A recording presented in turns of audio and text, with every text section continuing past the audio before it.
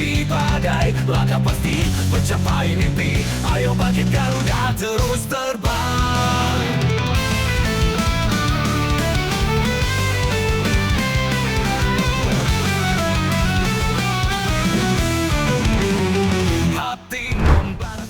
Tak butuh waktu lama bagi PSSI untuk mencari sosok pengganti Shin Tae-yong, di mana hanya berselang beberapa jam akhirnya muncul nama Patrick Kluivert sebagai pelatih timnas Indonesia yang baru. Dan meskipun PSSI belum mengumumkan secara resmi, akan tetapi pakar transfer dunia Fabrizio Romano udah mengkonfirmasi hal tersebut. Selain itu dikutip dari media Spanyol Marca dan juga media Belanda Insta Football Zone, kalau Louis van Gaal akan segera menyusul Kluivert ke Indonesia untuk menjadi direktur teknik tim Garuda. Tentu saja, ini semakin menguatkan kalau Pak Erick emang seambisius itu untuk bisa membawa Indonesia lolos ke Piala Dunia. Di satu sisi, ada kabar menarik dari Shin Tae-yong. Yap, pasca dipecat oleh PSSI, Coach Shin kabarnya langsung dikaitkan dengan Thailand serta China yang mengaku begitu kagum dengan keberhasilannya mengangkat level timnas Indonesia. Jelas akan jadi hal yang menarik apabila nantinya Coach Shin akan melatih salah satu negara tadi, terkhusus China, yang memang sedang mencari sosok pengganti dari Branko Ivankovic yang dianggap tak becus menangani tim sejuta panda. Terus Garuda terbanglah berbeda. Ayo Garuda, kita bisa terus berjuang tanpa henti. Di puncak tertinggi raih mimpi, dunia lihat semangat kami.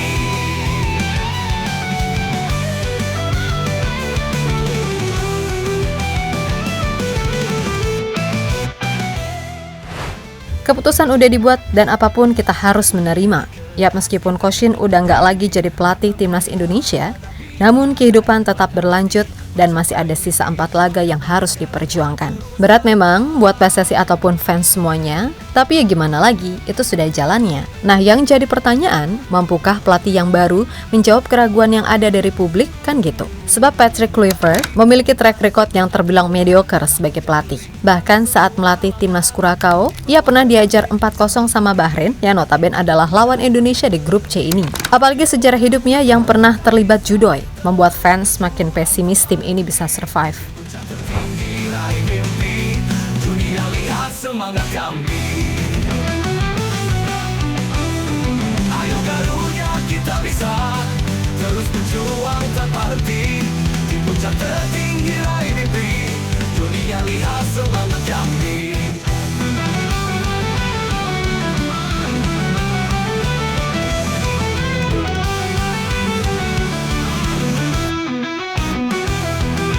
Gelap terang setia menanti, berjuang sampai titik darah terakhir. Dalam doa kita selalu berserah. Ia melihat segala realita yang ada, mungkin inilah mengapa PSSI memutuskan untuk menunjuk Louis van Gaal sebagai direktur teknik. Sebab bagaimanapun peran Dirtek sangatlah krusial untuk menciptakan sebuah pondasi tim untuk jangka pendek, menengah, dan panjang. Yap, di timnas nanti, setidaknya akan ada 5 tugas utama dari Van Gaal, selain menjadi dalam tanda kutip pengawas kinerja Kluivert. Pertama, Van Gaal akan jadi orang yang bertugas merumuskan filosofi permainan. Tentu semua tahu kalau Van Gaal dikenal sebagai sosok bertangan besi dan super disiplin. Bahkan bisa dibilang Van Gaal ini lebih galak daripada Shin Tae-yong. Terlebih dengan gaya kepemimpinannya yang otoriter dan keras, tak jarang Van Gaal juga dikenal sebagai orang yang terkesan arogan dan bermulut besar. Namun bagusnya Van Gaal adalah tipe orang yang sangat suka dengan pemain muda. Yang mana artinya secara filosofi ini sangat cocok dengan timnas Indonesia karena mayoritas pemain timnas Indonesia sekarang banyak diisi pemain berusia di bawah 25 tahun. Kedua udah pasti soal pengembangan taktik dan strategi. Semua tahu jika sejak di Piala Dunia 2014, Van Gaal lebih condong menggunakan pakem 352 atau 343 atau 532 sebagai pondasi dasar.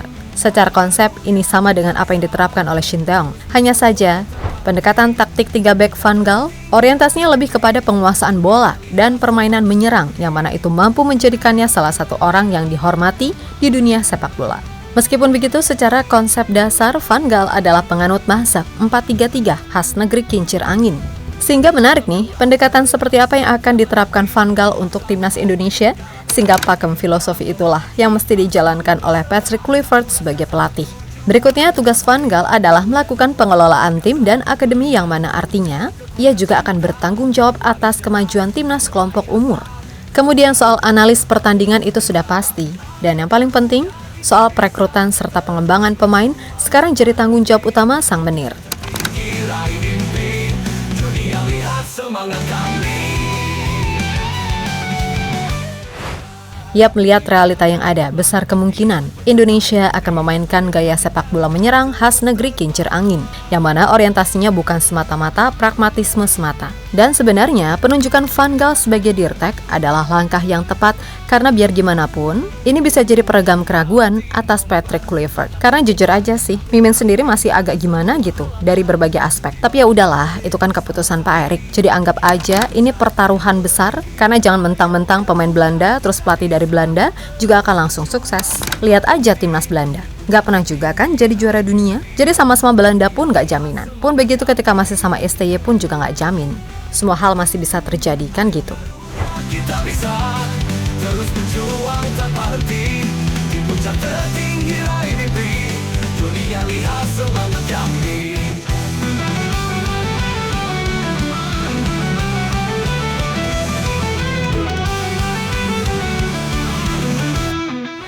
Di sisi lain, setelah nggak lagi menjabat sebagai pelatih timnas Indonesia, diketahui Shin Tae-yong langsung jadi incaran beberapa tim, yang mana diantaranya adalah Thailand serta China. Nah, untuk Thailand, mantan pelatih mereka, Manopol King, mengatakan jika Shin Tae-yong adalah tipe pelatih yang bisa membawa perubahan nyata di dalam tim, yang mana itu bisa ia buktikan bersama timnas Indonesia.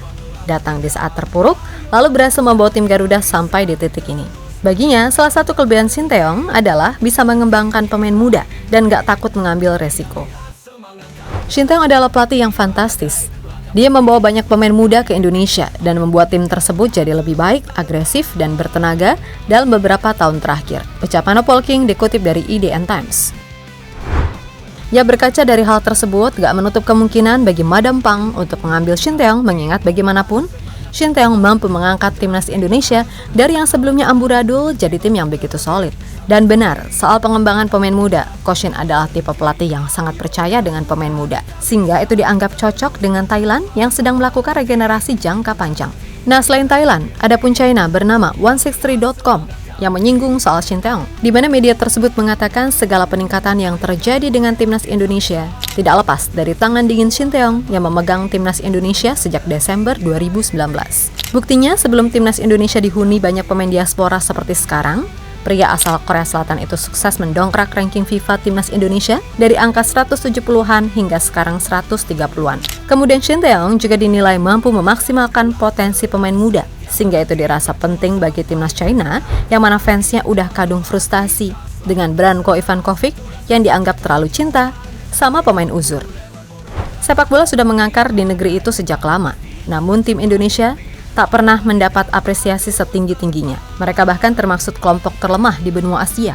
Pada 2005, Zheng Cheng, seorang penjaga gawang yang tidak mendapat tempat di China, saat itu menjadi kekuatan utama klub Surabaya dengan status pinjaman. Bayangkan saja, kiper berusia 20 tahun yang menjadi andalan klub Indonesia menunjukkan betapa lemahnya level sepak bola mereka ketika itu. Namun, tingkat Indonesia telah membaik dalam beberapa tahun terakhir.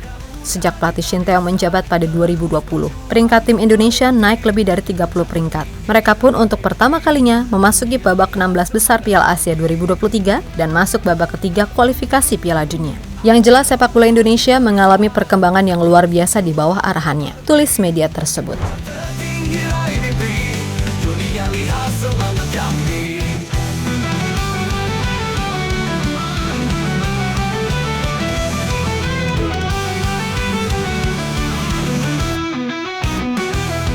Dalam gelap terang setia menanti, berjuang sampai titik darah terakhir. Dalam doa kita selalu berserah.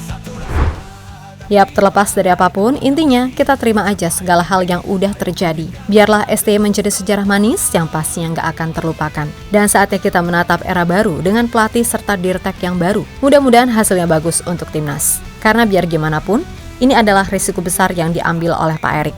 Lalu untuk Coach Shin, sehat-sehat ya Coach. Paling enggak hidupmu udah agak tenang sekarang. Nggak mumet mikirin bacotan handuk Mania and Friends yang sedari lama emang udah ingin pemecatanmu dilakukan.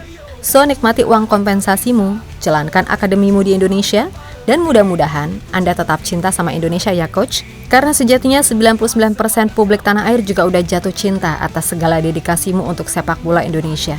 Dan untuk fans timnas semuanya, yuk fokus menatap ke depan, oke? Kita Garuda.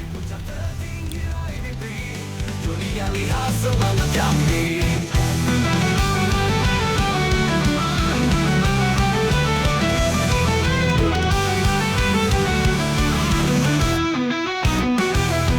Dalam gelap terang setia menanti, berjuang sampai titik darah terakhir. Dalam doa kita selalu berserah, satu rasa satu tujuan. Sayapmu lebar bodohku angkasa, menyatu dalam kekuatan cinta. Langit cerah meraih asa, terus Garuda terbanglah bertenda. Ayo Garuda kita bisa terus berjuang tanpa henti, di puncak tertinggi raih mimpi. Dunia lihat semangat kami.